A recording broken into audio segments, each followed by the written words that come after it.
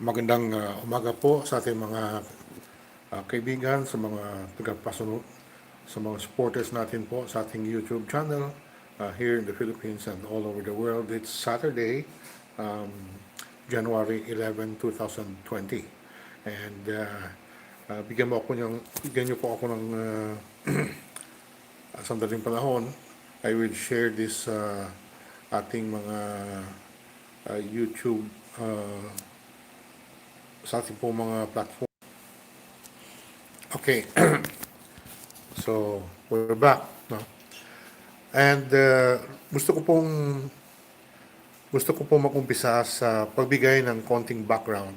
Tungkol po ito sa kaso ni Senator Laila de Lima.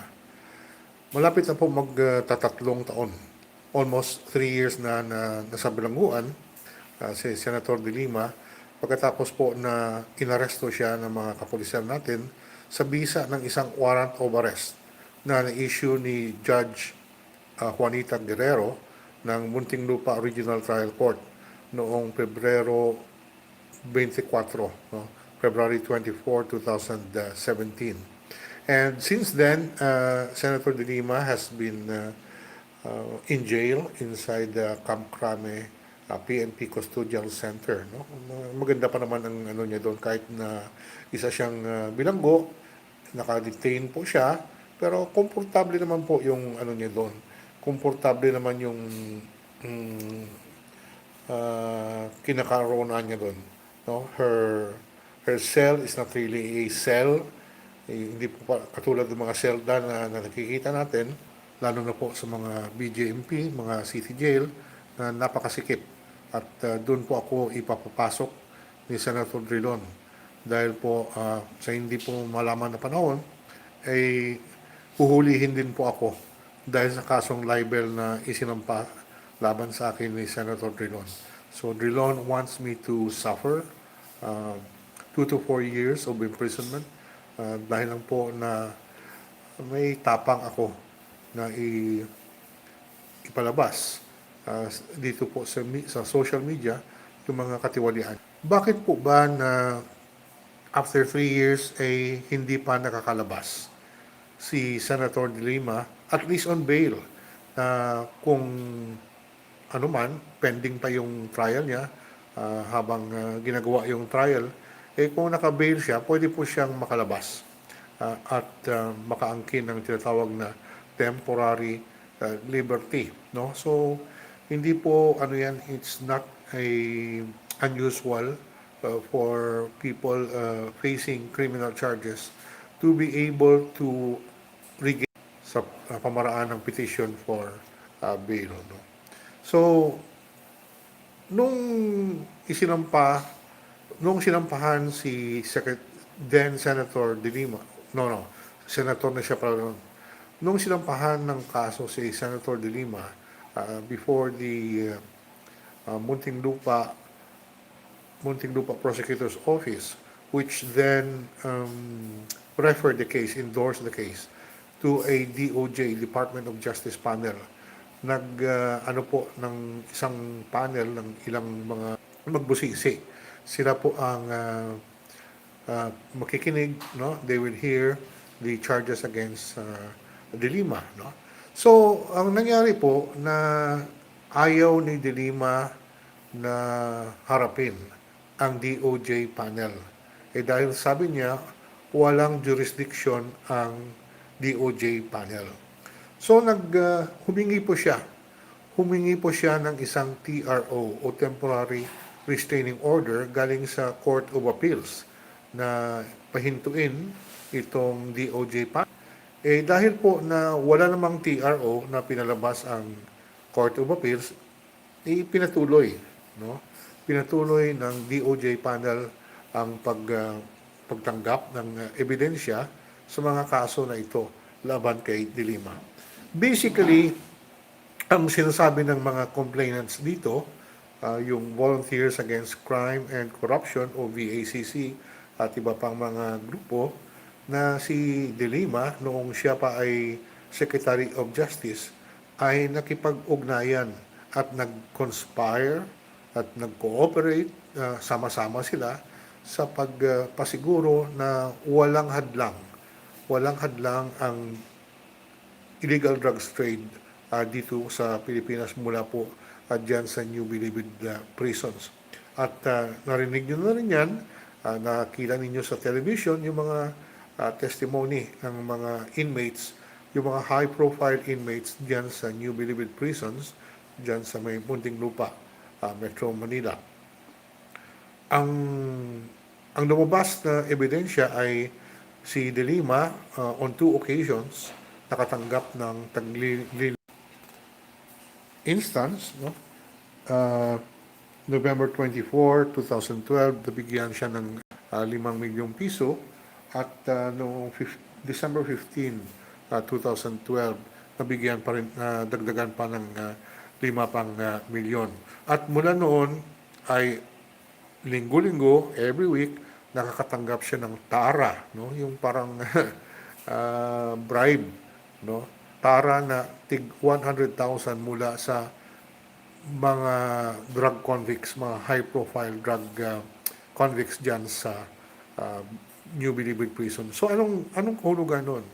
Na tumanggap si De Lima ng pera dahil she was preparing, naghahanda siya noon na tatakbo bilang senador ng Pilipinas.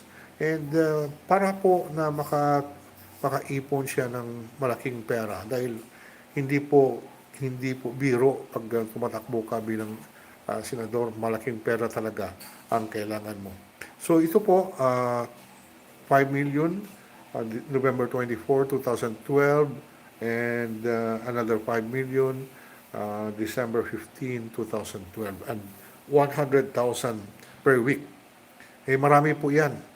Marami po 'yan yung mga high profile convicts who have been conducting their illegal drugs trade, yung pagbebenta ng shabu through their nationwide network ay dyan po ginagawa sa loob mismo ng New Bilibid prisons. So in exchange for protection, may kapalit po ito eh. Hindi po ito yung nakikipagkaibigan lang ang mga drug convicts kay De Lima na sabihin nila, type ka namin, gusto ka namin maging senador, kaya po tutulungan namin kayo, no? Tutulungan namin kayo. So, ang kapalit noon ay mapapatuloy ang kanilang negosyo sa illegal drugs, no? Eh mula pag November 2012 pala itong bigayan ng pera kay De Lima. So, ito po ang naging basihan that De Lima was charged, no, sa kanyang participation, sa kanyang involvement sa illegal drugs trade. Pinalago niya eh. No? Instead na susugpuin niya, instead na i-stop niya ang laban sa kanya.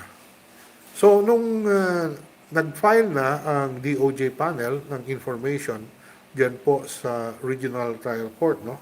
Sa sala po ni Judge Juanita Guerrero ng Branch 204 ng Muntinlupa RTC, nag-file ng motion to quash.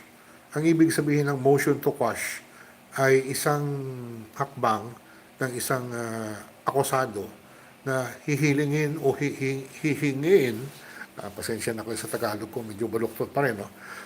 Hihingin sa korte na ibasura kaagad yung kaso laban sa kanya. Na ang basically, ang assertion mo doon, yung sasabihin mo doon, wala namang ebidensya eh. Bakit pa tayo maglilitis? Why should we go to trial? Dahil wala namang ebidensya laban sa akin. O kung kulang ang ebidensya na kasama sa sumbong sa akin, sa kaso laban sa akin. So, nag-file siya ng motion to quash. At huwag munang mag-issue si Judge Guerrero ng isang warrant of arrest habang hindi niya pa nare-resolve itong motion to quash. Hindi po, wala namang pong dahilan na hihintayin pa ni Judge Guerrero o hindi naman obligado si Judge Guerrero na mag-resolve nitong motion to quash ni De Lima. At ang nangyari si Judge Guerrero ay she went ahead, no? Binasa niya ang complaint at tinignan yung mga ebidensya, mga nagpapatibay sa kasong ito. At after making her own decision, no, her own evaluation, na nakita niya that there was enough evidence. There was sufficient evidence. Ito po yung mga uh,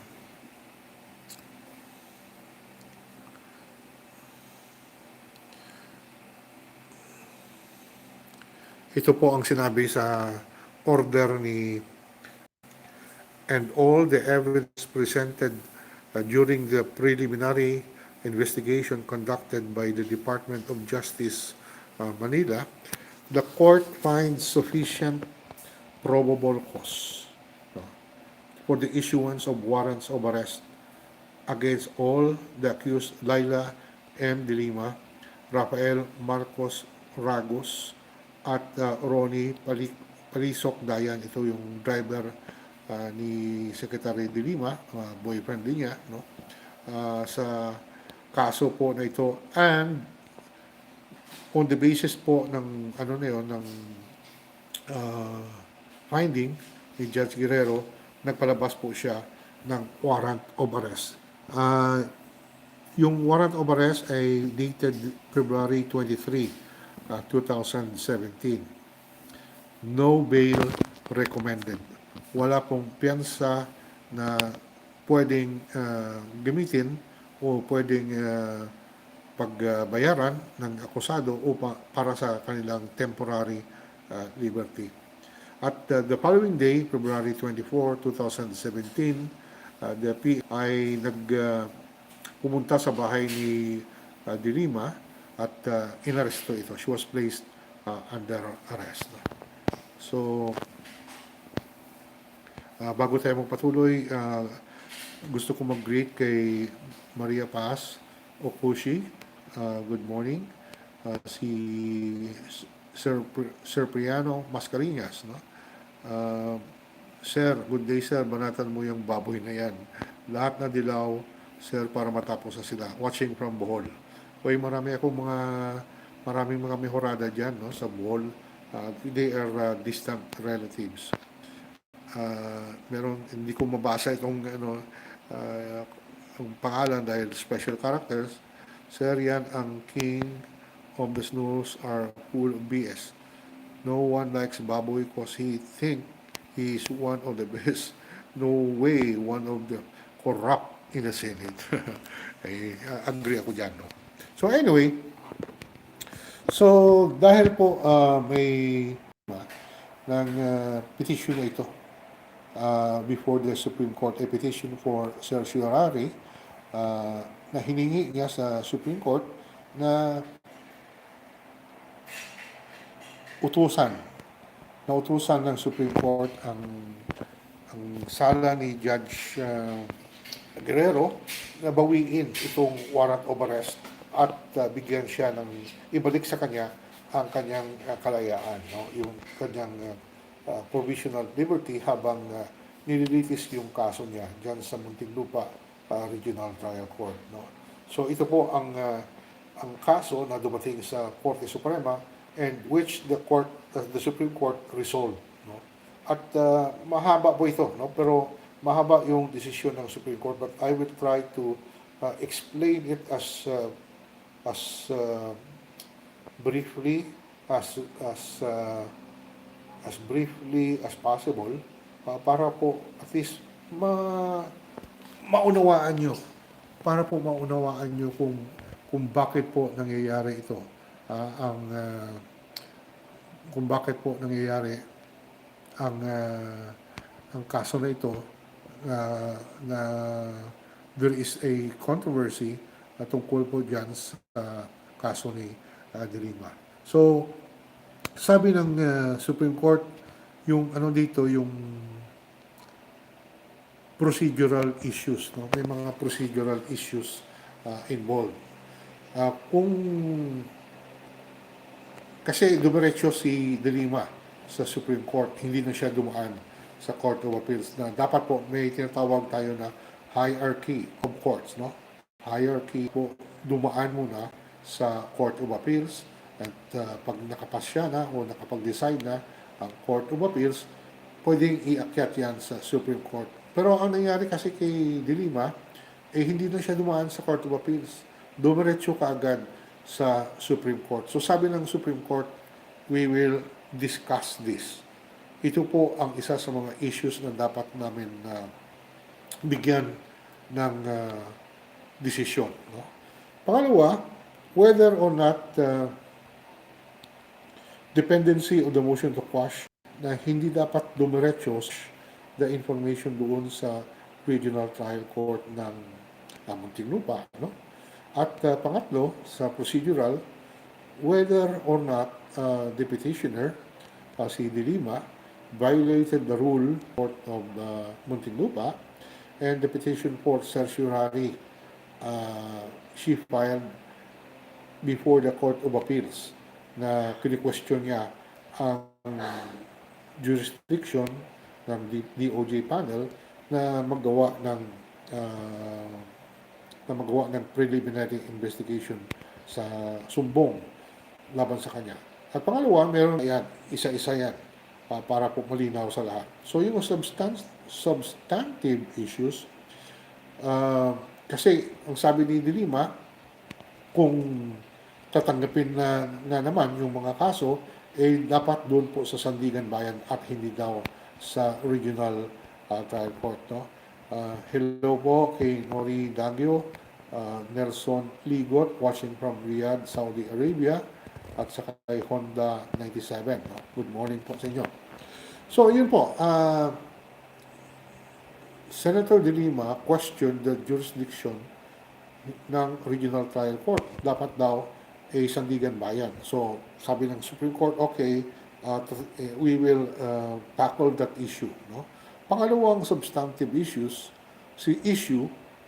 is whether or not yung huwes, yung hukom na si Judge, her discretion, may grave abuse of discretion in making a finding of probable cause para po to a restraining order or status quo ante order, no?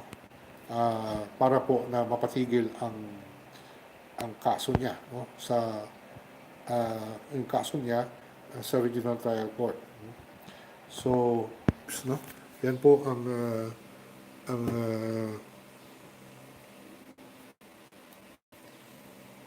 yan po ang Supreme Court decision.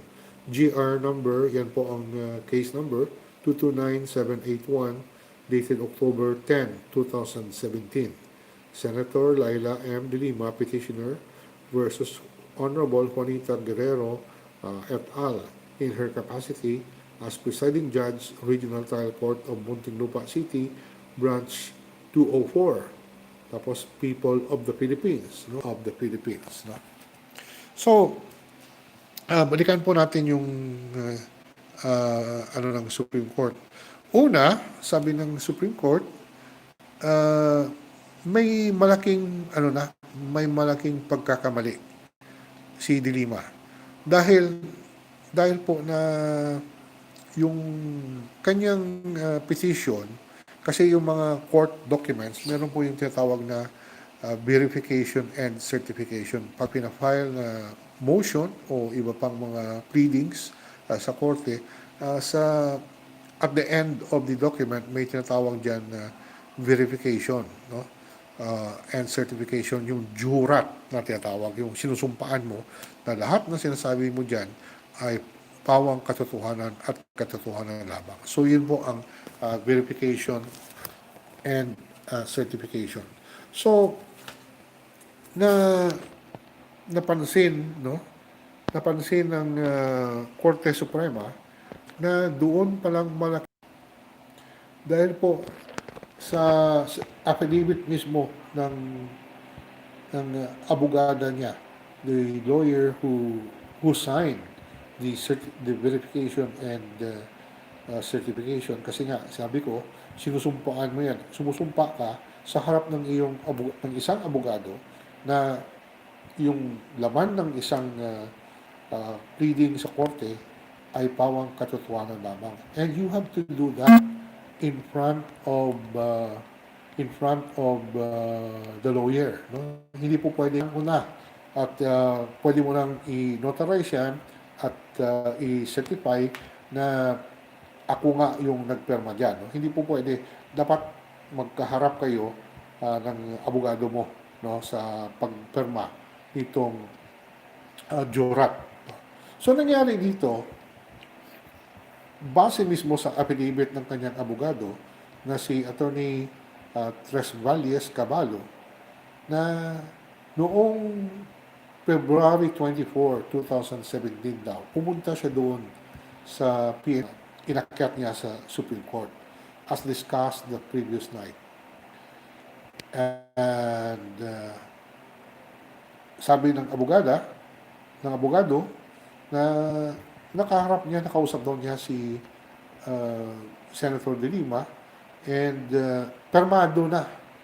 Ipinaalam sa kanya na permado na. I was then provided the petition by her staff.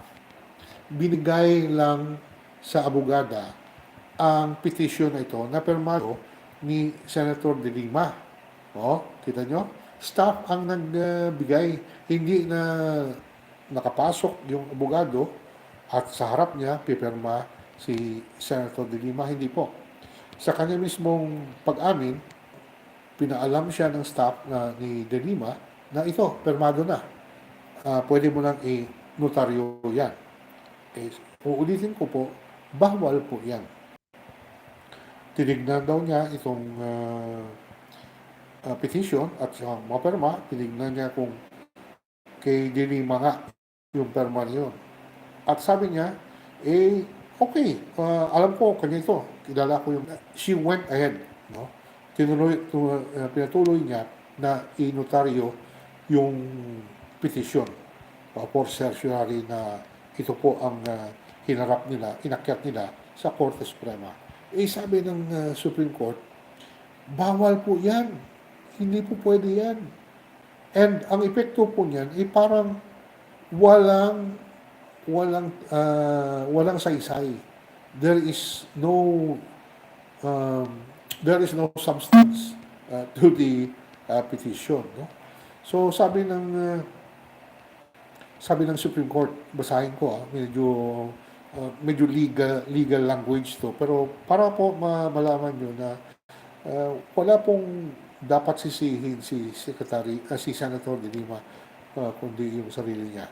Sabi ng Supreme Court, in this case, when petitioner De Lima failed to sign, nung hindi niya nagawa na permahan ang verification and certification against forum shopping in the presence of the notary, she has likewise failed to properly swear under oath the contents thereof, thereby rendering false and null the jurat, invalidating the verification and certification, no?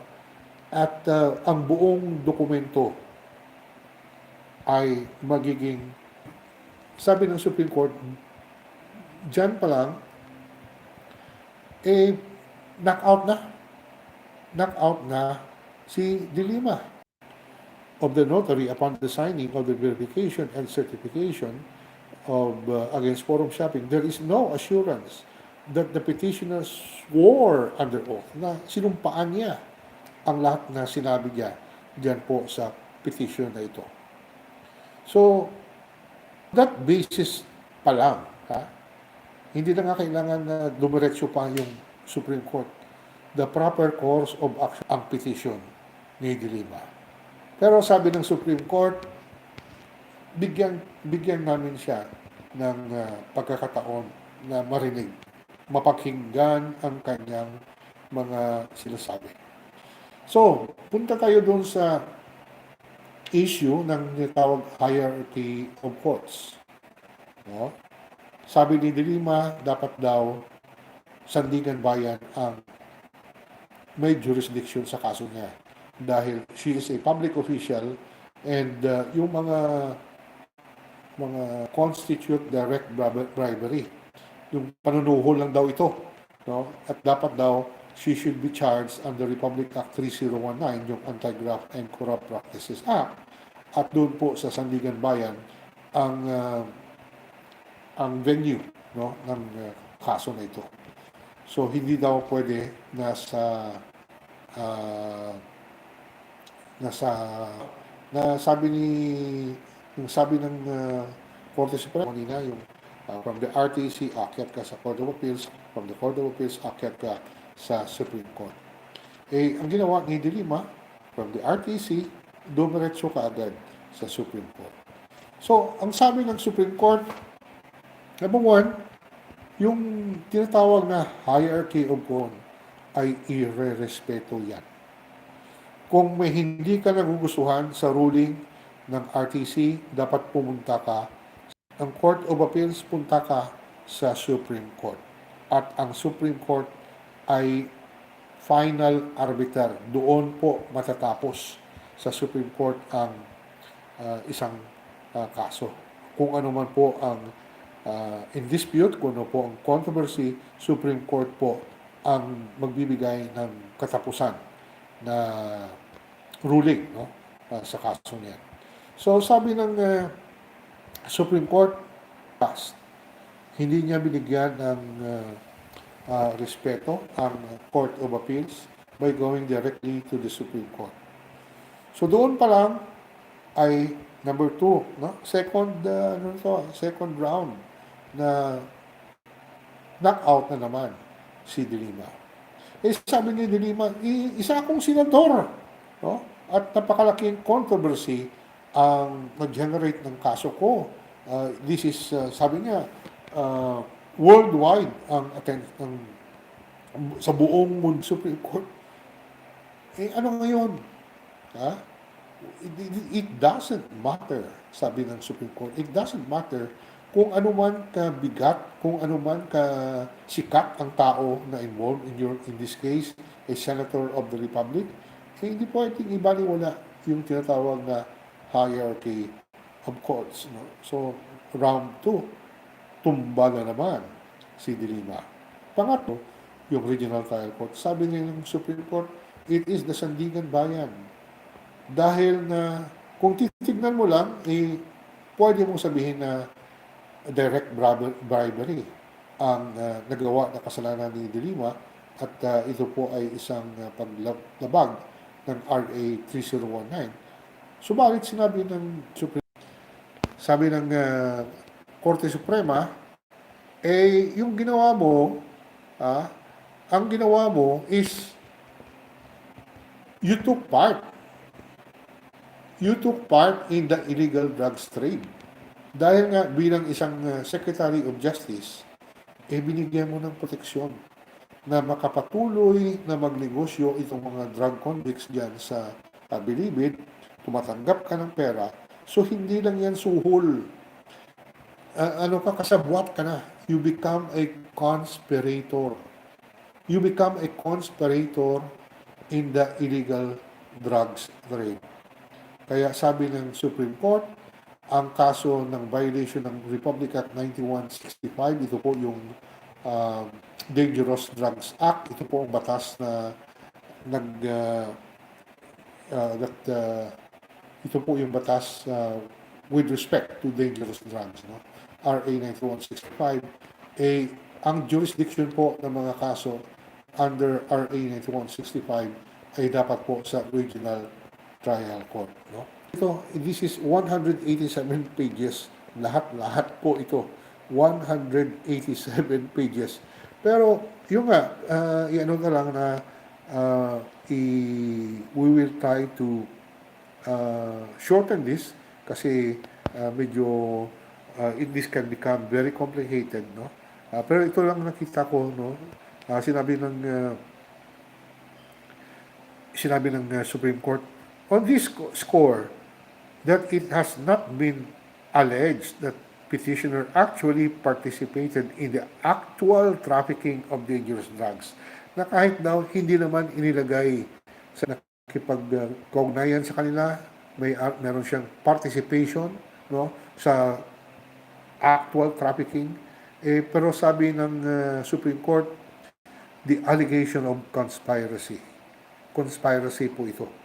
At alam niyo po, under the doctrine of conspiracy, the act of one is the act of all.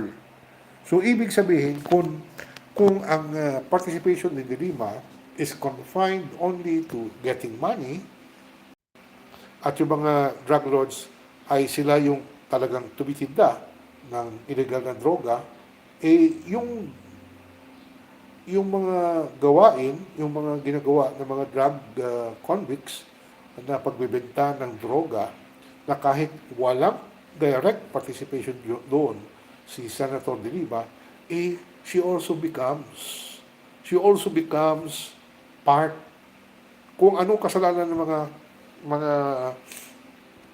mga drug lords, kasalanan din niya. In the same way na yung kasalanan ni Lima sa pagtanggap ng pera galing sa mga drug lords, kasalanan din ng mga drug convicts. So doon po at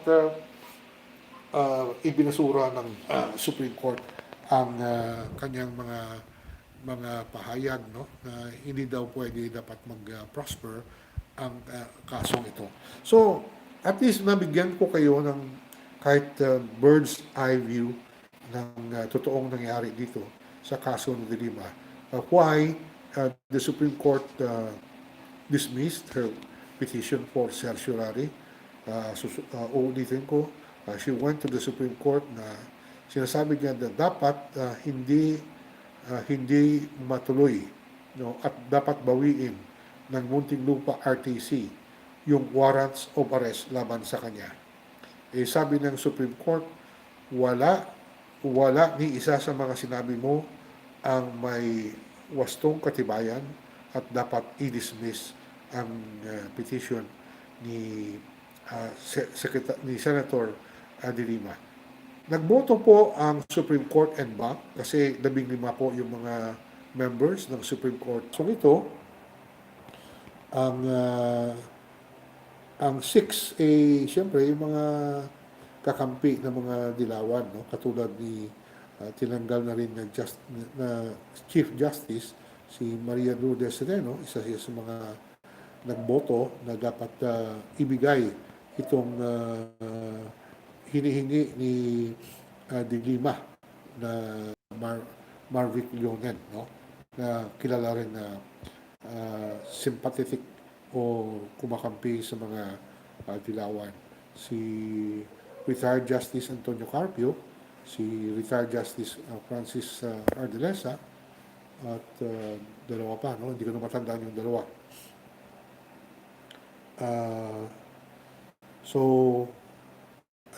Nawaan ninyo, no? You have an overview of what transpired before.